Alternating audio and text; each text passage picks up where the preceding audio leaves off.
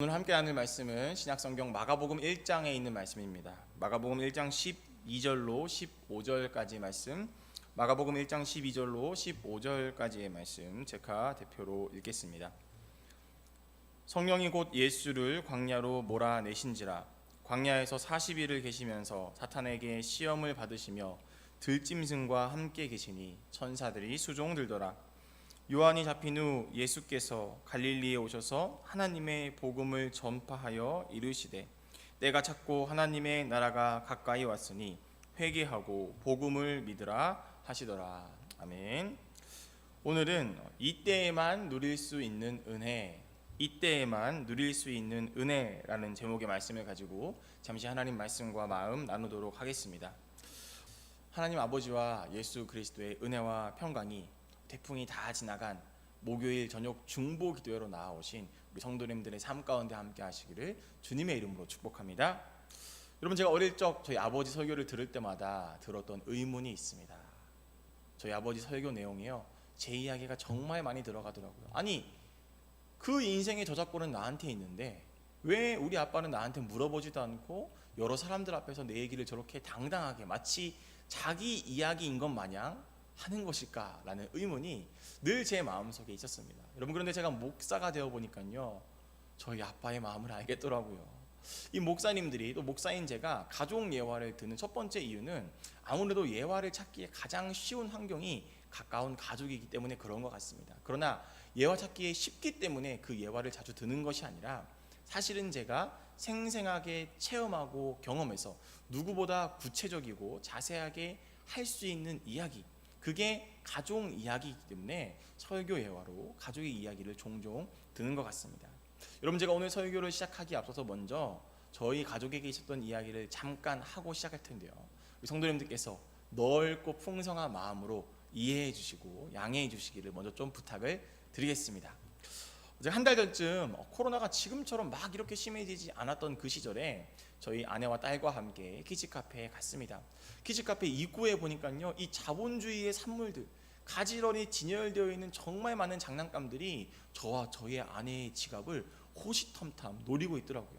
저희는 다짐했습니다. 절대로 저 자본주의에 내가 굴복하지 않겠다.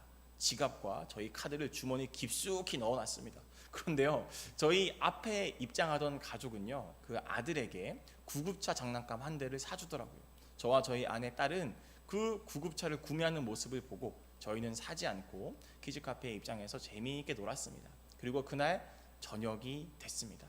저는 여느 때와 같이 아내와 딸이 잠든 것을 확인하고 교회에 와서 일을 하고 있는데 갑자기 아내에게 휴대폰으로 연락 하나가 왔습니다. 영상 하나가 왔더라고요. 그 영상은 아내와 딸이 주고받는 대화였습니다. 그 대화의 내용은 이러했습니다.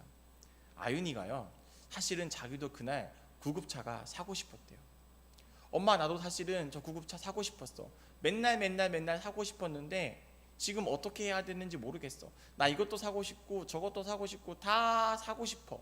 그러면서 엄마가, 아윤아, 그럼 하나님께 기도를 해봐. 그래서 아윤이가, 하나님, 저 이거 사고 싶어요, 이거 사고 싶어요, 하나님이 다 사주세요 하는 이야기가 그 영상의 이야기였습니다. 아, 우리 딸도 저 장난감을 가지고 싶었구나. 그 속마음을 확인한 순간 저와 저희 아내의 마음이 당연히 좋지 않았습니다. 그래서 저희가 로켓 배송으로 얼른 장난감 하나를 주문해서 다음날 아윤이의 손에 쥐어줬습니다. 여러분, 부모 마음이라면 아마 이 상황에서 누구나 자녀에게 장난감을 사주고 싶을 것입니다. 어느 부모가 자녀가 원하는 걸 해주고 싶지, 자녀가 하기 싫은 것을 억지로 시키거나 자녀의 인생을 실패하기를 바라는 부모, 아마 이 세상에 어디에도 없을 것입니다. 그런데 오늘 본문을 보면 이런 일반적인 부모님들과의 마음과는 조금 다른 모습이 등장합니다. 바로 아버지 하나님의 모습이 그렇습니다. 우리가 읽은 본문 이전에 11절 말씀에 보면 예수님은 세례 요한에게 세례를 받습니다. 그리고 세례 받으신 아들 예수님을 향해서 하늘에서 아버지 하나님이 이렇게 말씀하십니다. 하늘로부터 소리가 나기를, 이는 내 사랑하는 아들이라, 내가 너를 기뻐하노라. 세례를 받고 이제 공생애라는 새로운 사명을 시작하는 이 아들 예수님을 향해서 아버지 하나님이 마음껏 축복하고 기뻐하며 그의 인생 가운데 놀라운 은혜를 선포하고 계셨습니다. 그런데 그렇게 자녀를 많이 생각하시고 사랑하시고 기뻐하시며 축복하시는 이 하나님이 12절부터는 갑자기 의외의 행동을 하십니다. 12절에 뭐라고 말하고 있죠? 광야로 예수님을 몰아냈다라고 기록하고 있습니다. 여러분, 광야란 곳은 어떤 곳입니까? 사막이란 곳은 어떤 곳입니까? 낮에는 50도 이상으로 올라가고 밤에는 10도 이하로 떨어지는, 하루에도 40도라는 기온이 오르락 내리락 하고 있는, 정말 인간이 살기에 너무 덥고 너무 추운 곳이 공존하는 곳, 그곳이 바로 광야이고 사막입니다. 그곳은 인간이 하루에 섭취해야 되는 기초 대사량을 섭취하기에도 너무나 힘든 환경이죠. 먹을 것은 둘째치고 생존의 가장 기본이라고 할 수 있는 물을 얻기에도 힘든 곳이 바로 사막이고 광야입니다. 그래서 하나님은 바벨론 포로되었던 자들이 다시금 고향 이스라엘 땅으로 돌아올 때에 비옥한 초승달 지대로 삥 둘러서 그들의 길을 인도한 것이 아니라 광야라는 지름길을 한 번에 통과하게끔 하시죠.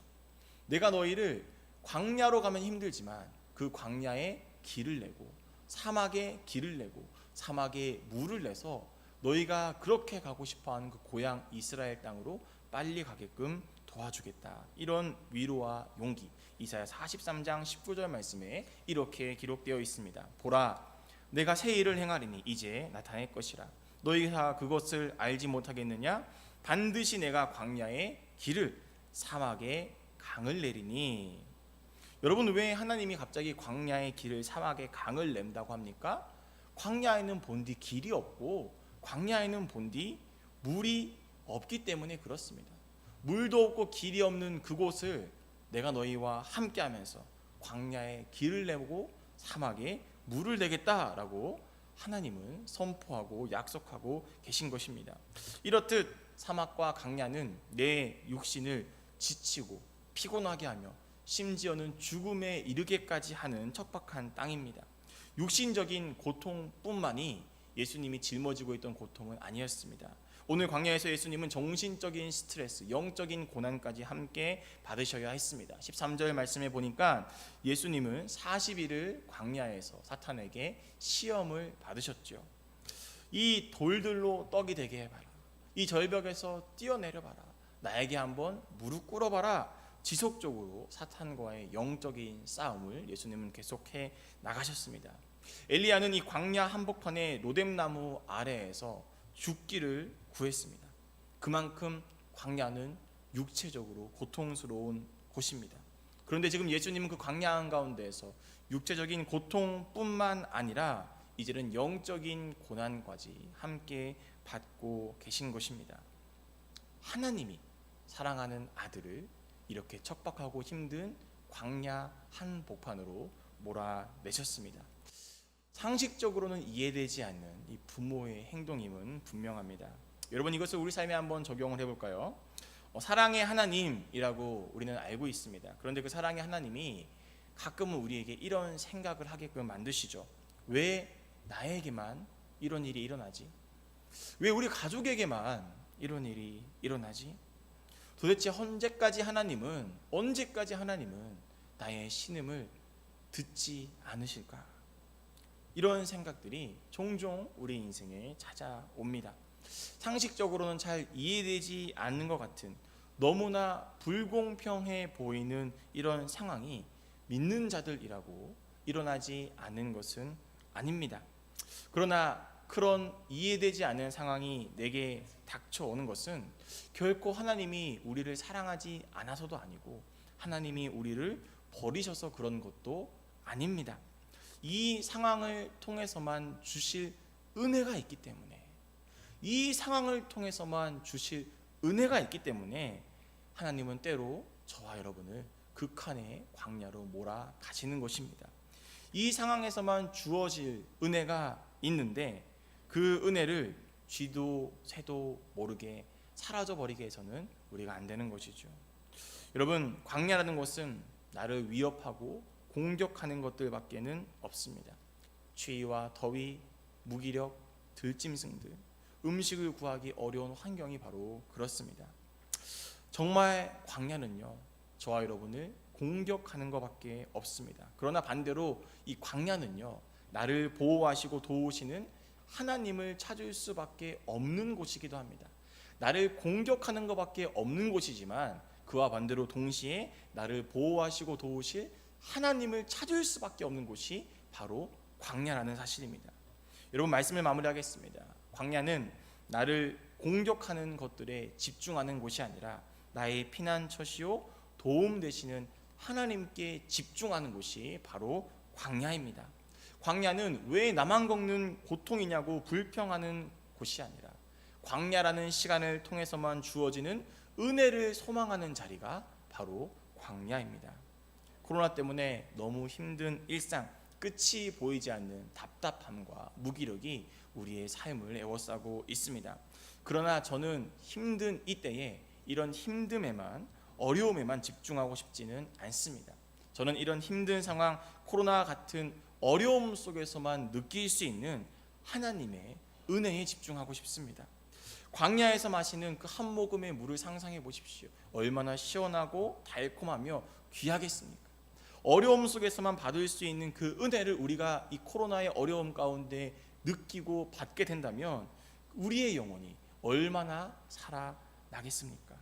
여러분, 어려움 속에서만, 광야에서만 누릴 수 있는 은혜가 분명히 있습니다. 하나님이 이때에 분명히 여러분 가정 가운데 어려움에 있지만 어려움 가운데에도 은혜를 주실 것입니다. 코로나라는 이 어려움과 절망 속에서 이때에만 누릴 수 있는 은혜, 이 어려움의 때에만 누릴 수 있는 은혜, 이 코로나 때문에 단절된 이때에만 누릴 수 있는 그 은혜 받는 기회를 놓치지 않고 사수하는 우리 꿈마을 예림교회 모든 성도님들과 우리 교회가 되기를 주님의 이름으로 축복합니다. 기도하겠습니다. 하나님, 어려움의 때, 광야의 때에만 누릴 수 있는 은혜가 있음을 고백합니다. 어려움의 상황에 집중하는 것이 아니라 어려움의 상황 가운데에도 부어주실 은혜에 집중하는 우리 모든 꿈마을 예림교회 성도님들 되게 하여 주시옵소서. 이때에만 누릴 수 있는 은혜를 누리게 하여 주시옵소서. 이때에만 받을 수 있는 은혜를 흘려보내지 않고 내 삶 가운데 가득 채우게 하여 주시옵소서. 이때에만 누릴 수 있는 은혜, 그 은혜의 주인공 이 시간 예배드리고 있는 우리 모두가 되게 하여 주시옵소서. 예수님의 이름으로 축복하며 기도드렸습니다. 아멘.